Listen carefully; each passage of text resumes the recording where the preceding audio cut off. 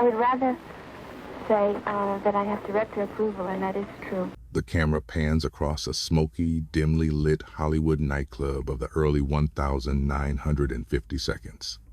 A murmur ripples through the crowd as a woman, radiant beyond comprehension, enters the room. She is Marilyn Monroe, America's ultimate blonde bombshell, the embodiment of both fantasy and fragility. Every head turns, every whisper sharpens, and yet behind her megawatt smile hides a woman searching desperately for love, stability, and belonging. Across town, in a different arena, another kind of American idol reigns. Joe DiMaggio, the Yankee Clipper, is baseball's golden boy, stoic, disciplined, and revered by millions.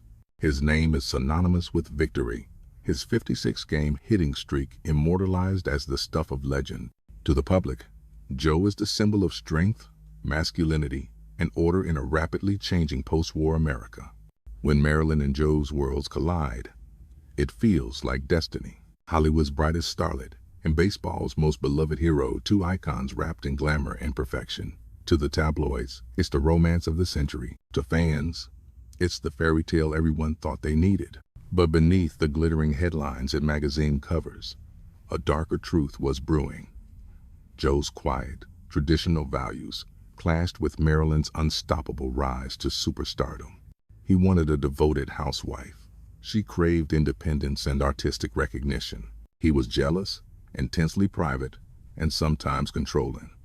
She was flirtatious, free-spirited, and addicted to the limelight. Their union, from the very beginning, was not a fairy tale, it was a ticking time bomb. And then came the moment that shattered everything, a single gust of wind on a New York street corner in 1954.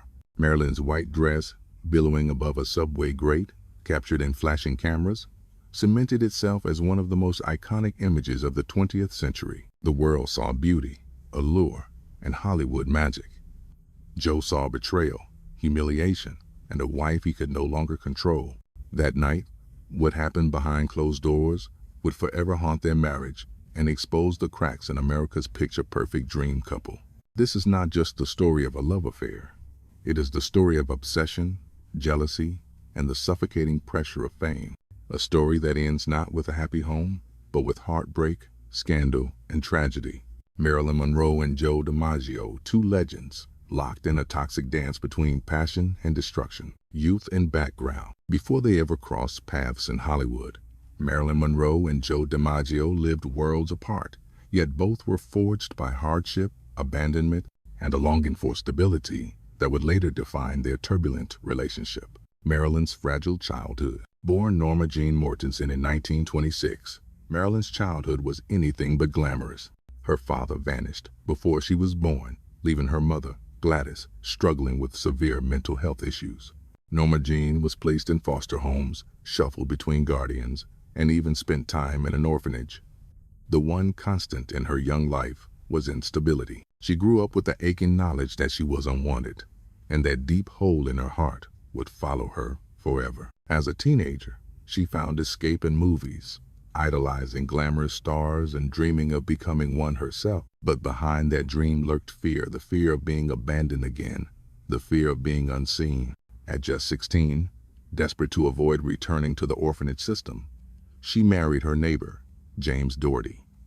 But Norma Jean was never meant for domesticity. The marriage dissolved when he was deployed and she was discovered by a photographer. From then on, she transformed herself into Marilyn Monroe, peroxide blonde, sultry smile, and a voice that quivered with both vulnerability and seduction. By the early 1950 seconds, Marilyn was no longer Norma Jean. She was Hollywood's rising star. Men wanted her, women envied her, and she was about to become one of the most famous faces in the world. But the wounds of her childhood, the craving for unconditional love and security, remained wide open. Joe's rigid roots. Joe DiMaggio's beginnings couldn't have been more different.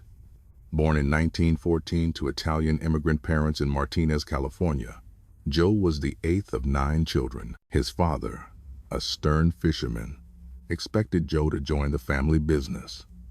But Joe hated the sea, the smell of fish, the grueling labor, the endless routine. Instead, Joe found salvation in baseball. On the field, he discovered order, control, and a way to escape his father's disappointment. He wasn't flamboyant like Babe Ruth, nor loud like other athletes. Joe was methodical, disciplined, and deeply private. His consistency, his 56-game hitting streak, became a national obsession, a testament to his stoicism and grit. But off the field, Joe was conservative to the core. He believed in family values, a wife who stayed at home, and a quiet life away from the spotlight. Fame embarrassed him. He never sought attention outside of baseball. Unlike Marilyn, who thrived under the flashing lights, Joe recoiled from them. Two destinies on a collision course. By the time Marilyn was conquering Hollywood, Joe had already retired from baseball, his career immortalized. Yet retirement left him restless. He wasn't ready to fade into obscurity, nor was he prepared for the loneliness that came when the crowd stopped cheering. When Joe first saw Marilyn on screen, he was captivated not by her fame, but by the innocence he thought he saw behind her sensual image. To him, Marilyn wasn't just the world's sex symbol. She was a wounded bird he longed to protect. For Marilyn, Joe represented everything she never had: stability, devotion, and the promise of someone who wouldn't abandon her. He was calm where she was chaotic, grounded where she was volatile. But in truth, they were bound by illusions. Joe wanted Norma Jean, the sweet girl he thought existed beneath the Hollywood persona. Marilyn wanted the security of Joe's love, without giving up the dazzling career she had fought so hard to build. The stage was set for a collision, two people searching for salvation in each other, yet carrying wounds and expectations that would tear them apart. When they finally met in 1952, it felt like fate. But fate, as Hollywood would soon learn, is not always kind. Beginning of love? It was 1952 when Joe DiMaggio first laid eyes on Marilyn Monroe, not in person, but on a movie screen. By then, Joe had retired from professional baseball, his name already enshrined in American history. He was restless, spending time dabbling in business ventures, appearing in the occasional promotional event, but mostly drifting. Fame had made him a legend, but it had also left him deeply lonely. Marilyn, on the other hand, was at the very beginning of her ascent. Small roles had turned into bigger ones, and suddenly she was everywhere, her name whispered in men's clubs, her photographs plastered across glossy magazines, her sensuality making headlines. She wasn't just another starlet. She was Marilyn Monroe, glowing, intoxicating, larger than life. Joe, a man known for his reserved demeanor, surprised everyone when he asked a mutual friend to arrange a dinner with the rising star. Marilyn herself wasn't sure what to expect. She had been warned. He's quiet.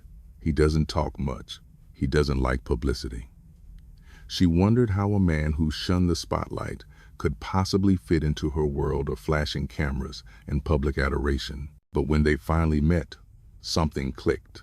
Joe's calm presence contrasted sharply with the chaos of Hollywood. He wasn't dazzled by her celebrity, and that intrigued Marilyn. At dinner, while most men would have tried to impress her with charm or wit, Joe was content to simply listen. He studied her, quietly, respectfully, like a man who saw through the glittering mask. Marilyn, used to being treated like a commodity, felt a rare sense of safety.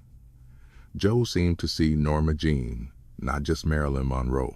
For a woman who had spent her life searching for love and stability, that was intoxicating. The courtship of contrasts. Their relationship blossomed quickly, though it was anything but conventional. Joe disliked Hollywood parties, red carpet premieres, and the endless circus of cameras. He preferred quiet nights, dinners at home, and avoiding publicity at all costs. Marilyn, on the other hand, was skyrocketing toward international fame. She was expected at every premiere, every studio party, every glamorous event. Yet somehow, they made it work, at least for a while. Photographers captured images of them holding hands, dining in New York, attending baseball games. The tabloids dubbed them America's couple. To fans, it seemed perfect. The all-American athlete and the all-American beauty queen. Behind the scenes, however, cracks were forming. Joe was fiercely protective, sometimes to the point of jealousy. He disliked the way Marilyn dressed, the way men ogled her in public, the flirtatious nature of her on-screen roles. He wanted her to tone it down, to be his wife, not the world's fantasy. Marilyn, meanwhile, had no intention of abandoning her career. She loved Joe, but she also loved the adoration, the applause, the validation she had never received as a child. Hollywood wasn't just her career, it was her lifeline. Marriage in the spotlight. On the 14th of January 1954, Marilyn Monroe and Joe DiMaggio were married at San Francisco's City Hall. The crowd outside roared with excitement, fans cheering as the ultimate dream couple stepped into history. Marilyn wore a simple brown suit with a white fur collar, while Joe, ever understated, wore a dark blue suit. Their honeymoon was short-lived, though, as Marilyn immediately left for a USO tour of Korea to entertain American troops. It was there, standing before 100,000 soldiers, her skirt whipping in the cold wind, her laughter echoing through the air, that Marilyn seemed the happiest she had ever been. But Joe was nowhere in sight. He stayed behind, seething quietly, uncomfortable with his wife performing for adoring male fans. That resentment grew. He wanted her home, cooking meals, living the quiet domestic life. She wanted the world. Trouble brews. Still, in the early months, their love was undeniable. Friends recalled moments of tenderness, Joe gently brushing Marilyn's hair, Marilyn calling Joe her rock. But those moments were increasingly overshadowed by tension. Joe couldn't handle Hollywood's obsession with Marilyn's sexuality. The photographs, the late-night shoots, the studio executives who wanted to mold her into the ultimate sex symbol, it all drove him to anger. Marilyn, meanwhile, grew frustrated with Joe's possessiveness. She didn't want to be caged, not after she had fought so hard to escape the cages of her past. And then came the moment that would change everything, the filming of The 7-Year Itch. On a warm September night in 1954, Marilyn stood over a New York subway grate as her white halter dress famously billowed upward. Hundreds of photographers and bystanders screamed with delight as camera flashes immortalized the moment. To the world, it was playful, iconic, unforgettable. To Joe, it was humiliating. That night, their marriage would begin to unravel, setting the stage for scandal, heartbreak, and violence. The marriage of Marilyn Monroe and Joe DiMaggio began as a fairy tale for the American public. But behind closed doors, the cracks widened quickly, and what once seemed like a storybook, romance began to curdle into something darker, more destructive. The white dress incident. The breaking point came in September 1954, during the filming of The 7-Year Itch. The scene was simple, almost comedic. Marilyn stands over a subway grate, and a gust of air lifts her white halter dress high into the night. To the director Billy Wilder and the crowd of onlookers, it was electric, an instant classic. To the world, it became the image of Marilyn Monroe, cementing her as the ultimate sex symbol of her generation. But to Joe DiMaggio, standing in the shadows, it was unbearable. He watched as hundreds of men ogled his wife, cheering and whistling as the cameras flashed. His blood boiled. Marilyn wasn't just his wife, she was his possession. And now that possession was being ogled by millions. When filming ended that night, Marilyn returned home to find Joe furious. Witnesses claimed the argument escalated into violence. Neighbors reported hearing screams from their apartment. Some accounts suggest Joe hit her, that his rage boiled over into physical abuse. Marilyn, shaken and devastated, later confided in friends that she had never felt so humiliated both by her husband's temper and by his inability to accept who she was. This moment, forever remembered as glamorous in Hollywood history, was in truth the beginning of the end for their marriage. Joe DiMaggio's jealousy wasn't limited to the white dress incident. He despised Marilyn's entire Hollywood image. To him, the sexy dresses, the publicity stunts, and the flirtatious on-screen roles were degrading not only to Marilyn but to him as her husband. Joe wanted a wife who cooked dinner, who stayed at home, who lived in his shadow. But Marilyn was no ordinary woman. She was the face of 20th Century Fox, the obsession of photographers, the dream of millions. She wasn't about to give it all up, not even for Joe. The more her star rose, the more resentful Joe became. His once gentle protectiveness hardened into possessiveness. He would show up unannounced on her film sets, glaring at male co-stars, confronting directors, demanding Marilyn be treated differently. To studio executives, Joe was a nuisance. To Marilyn, he was becoming a prison guard. Marilyn's struggle. For Marilyn, the tension was heartbreaking. She wanted love and stability, but she also needed her career. Acting wasn't just a job, it was her way of proving to the world and to herself that she mattered. But every time she succeeded, every time she stepped further into the spotlight, Joe seemed to pull her back. She began to feel trapped, suffocated by his demands. To cope, she leaned into her Hollywood persona, even more, appearing in glamorous photo shoots, pushing the boundaries of her sex symbol image as if to prove she belonged to herself, not to Joe. Friends noticed the toll it took on her. She was anxious, often tearful, constantly torn between pleasing her husband and pursuing her dream. The little girl who had once been abandoned by everyone she loved was terrified of losing Joe, but terrified too of losing herself. A marriage on fire. The tension exploded again and again. Their fights grew louder, more bitter, more violent. Joe's temper, fueled by his inability to control Marilyn, became a constant shadow over their relationship. One incident, whispered about in Hollywood circles, described Joe lashing out so severely that Marilyn considered leaving him on the spot. She confided in friends, admitting she loved Joe but couldn't live under his control. She told them, "He wants me to be something I'm not, and I can't do it." By October 1954, just 9 months after their wedding, Marilyn filed for divorce. The official reason cited was mental cruelty. To the outside world, it seemed shocking. The perfect couple torn apart in less than a year. But to those close to them, it was inevitable. The public reaction? News of the divorce rocked America. The press, who had painted them as the golden couple, now feasted on the scandal. Headlines screamed of jealousy, control, and betrayal. Fans were divided. Some sympathized with Marilyn. Others criticized her for not settling down. And Joe, ever private, retreated from the spotlight, devastated but unwilling to speak publicly about the split. Marilyn, meanwhile, faced the cameras with her signature smile, though behind the scenes she was in pieces. She had married hoping to find safety, but instead found herself once again abandoned and alone. Their love story, once hailed as a national fairy tale, had devolved into a cautionary tale of passion, control, and the toxic pressures of fame. But this wasn't the end. Their divorce only marked the beginning of a saga that would continue to haunt them both and culminate in one of the most tragic love stories in Hollywood history. By October 1954, only 9 months into their marriage, Marilyn Monroe and Joe DiMaggio's fairy tale had collapsed. What began as passion had curdled into bitterness, jealousy, and violence. But the final unraveling, the breaking point, was as public as it was devastating.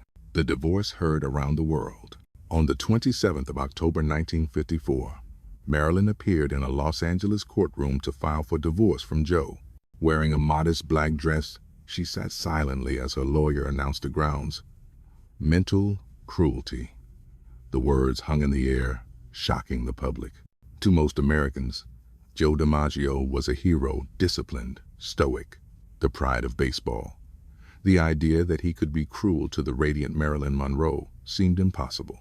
Yet here she was, tears streaming down her face, quietly admitting that her dream marriage had turned into a nightmare. Reporters filled the courtroom, capturing every glance, every tremble of her lips.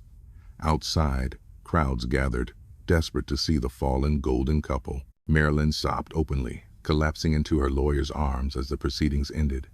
The images were splashed across newspapers the next morning. Marilyn Monroe, the world's sex symbol, broken and weeping. It was the first time the public truly saw the cracks behind her glamorous mask. The final fight. Those closest to Marilyn claimed that the mental cruelty cited in the divorce was only part of the truth. Friends whispered about Joe's violent temper, about physical altercations behind closed doors. The night of the infamous 7-year itch dress scene had been the most explosive, but it wasn't the only time Joe's anger boiled over. Marilyn had confided in actress friend Sheila Stewart that Joe's jealousy was unbearable.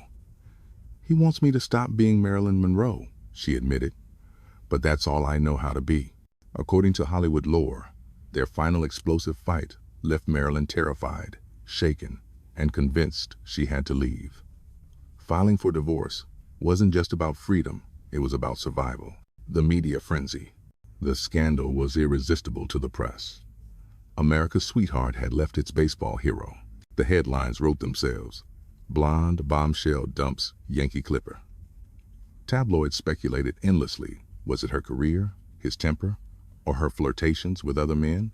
Some journalists painted Marilyn as selfish, a woman who put her career above her marriage. Others demonized Joe as an insecure, controlling husband who couldn't handle a strong woman. Either way, the story was everywhere, cementing their breakup as one of Hollywood's great scandals. Joe's broken silence. For Joe, the divorce was humiliating. A man who had always valued privacy now found himself dissected in the press. He refused to comment publicly, but friends said he was devastated, still deeply in love with Marilyn despite everything. In private, Joe expressed regret. He admitted to friends he had tried to mold her into something she wasn't, and that in doing so, he had lost her. But his pride prevented him from apologizing publicly. Instead, he retreated into himself, a man whose stoicism now seemed less like strength and more like loneliness. Marilyn's lonely triumph. For Marilyn, the divorce was both liberating and heartbreaking. Professionally, she soared. The 7-year itch became a smash hit, and the subway dress scene turned her into an icon forever. Personally, however, she was crumbling. Her dreams of a safe, loving marriage had disintegrated. The little girl inside her, the one who longed for security, was once again abandoned. She threw herself into work, but behind the smile, she was lonelier than ever. Friends noticed her dependence on pills and alcohol increasing. Her laughter, once bubbly and genuine, became forced. In public, she sparkled. In private, she ached. The beginning of a haunting bond. Though their marriage was over, the bond between Marilyn and Joe never fully broke. Joe, despite everything, remained protective of her. He would check in on her, send flowers, and quietly ensure she was safe. Marilyn, in turn, never stopped trusting Joe, even when she trusted no one else. But in 1954, none of that mattered. At that moment, what the world saw was scandal. The glamorous actress leaving the baseball legend, their love story collapsing under the weight of jealousy, fame, and violence. The breaking point had been reached. The fairy tale was over. Yet, as history would prove, this was not the end of Marilyn and Joe's story. Their relationship would continue to evolve in tragic and unexpected ways, long after the divorce papers were signed. Fallout, legal battles, and public backlash. The divorce of Marilyn Monroe and Joe DiMaggio sent shockwaves through America. What had once been celebrated as a union of two national treasures had now dissolved into scandal, and the public couldn't get enough of it. Public reaction, from fairy tale to tragedy. When the news broke, America split into camps. To many men, Joe was a sympathetic figure, the stoic hero, humiliated by his wife's refusal to settle down. To others, Marilyn was the tragic victim of a controlling, jealous husband. Magazines splashed their faces across covers, often pairing Joe's grim expression with Marilyn's tear-streaked cheeks. Hollywood insiders whispered about the darker truths, the violent fights, Joe's possessiveness, Marilyn's increasing dependence on barbiturates and alcohol. But the studios worked overtime to protect Marilyn's image. She was their golden goose, and scandal could tarnish her marketability. Instead, they leaned into the narrative of Marilyn as the heartbroken but resilient woman who had chosen her career over domesticity. For Joe, who hated publicity, it was agony. Everywhere he went, people stared, whispered, and speculated. He had spent his entire career avoiding the limelight off the field, and now his personal life was the biggest show in town. Legal fallout. Though their divorce was finalized quickly, the legal process laid bare the toxicity of their marriage. The phrase, mental cruelty, stuck like a branding iron, haunting Joe's reputation. Even though he never spoke publicly about what happened, the implication that he had been abusive clung to him. Marilyn, meanwhile, emerged from the legal proceedings both victorious and vulnerable. She had won her freedom, but the price was more exposure than ever before. The world now knew her as not just a star, but a woman whose personal life was as chaotic as her public persona was glamorous. Career explosion for Marilyn. In the months following the divorce, Marilyn's star only grew brighter. The 7-year itch became a global phenomenon, and the image of her white dress billowing over the subway grate became the most famous photograph of the 20th century. But the triumph came at a cost. The scandal with Joe cemented her as the ultimate sex symbol, a title she hated. Marilyn craved respect as an actress, but the studios doubled down on her bombshell image, packaging her for male fantasy rather than artistic credibility. Every time she tried to be taken seriously, the tabloids reminded the world of her failed marriage, her scandalous life, her broken heart. Joe retreats into silence. While Marilyn was everywhere, Joe vanished. He returned to San Francisco, avoiding Hollywood at all costs. Friends said he was devastated, that he loved Marilyn deeply but couldn't reconcile her career with his expectations of a wife. He attempted business ventures, endorsed products, and occasionally appeared at Yankee Stadium, but he never remarried during Marilyn's lifetime. Behind the quiet exterior was a man consumed by regret. Privately, Joe admitted he had tried to control her, and in doing so, he had lost her forever. The backlash against fame. The scandal exposed the brutal double standards of fame. Marilyn was punished for being too sexual, too ambitious, too unwilling to give up her career for a man. Joe, meanwhile, was cast as either the noble hero or the jealous brute, depending on the audience. For Marilyn, the backlash was personal. She was lonely, fragile, increasingly dependent on pills to sleep, pills to wake up, pills to numb the pain. Her public image was of a woman desired by all, yet she was privately rejected by the one man she had believed would love her unconditionally. Their lingering connection. Despite the divorce, Joe never fully let go. Friends recalled that he would still send Marilyn flowers, still check in on her from a distance. For all his jealousy and anger, his love for her never disappeared. Marilyn, too, clung to Joe in her own way. In moments of despair, she would call him, seeking the stability she could never find elsewhere. Their relationship, though broken, refused to die. By the late 1950 seconds, both had moved on publicly. Marilyn married playwright Arthur Miller, and Joe focused on business. But the shadow of their marriage lingered, a wound neither could heal. The fallout of their scandal had reshaped their lives forever. For Marilyn, it meant a career defined by sex appeal but haunted by loneliness. For Joe, it meant a retreat into silence, his legacy tarnished by whispers of cruelty. And yet, fate had one final twist for them both, a tragic epilogue that would forever link their names long after Marilyn's star had burned out. The love story of Marilyn Monroe and Joe DiMaggio did not end with their divorce in 1954. In truth, it lingered painful, complicated, and enduring until the very end of Marilyn's life. Marilyn's downward spiral. After their breakup, Marilyn threw herself into a career and later into a marriage with playwright Arthur Miller, but happiness eluded her. The pressures of fame, constant scrutiny, and her own inner demons pulled her into a downward spiral of addiction, insomnia, and fragile mental health.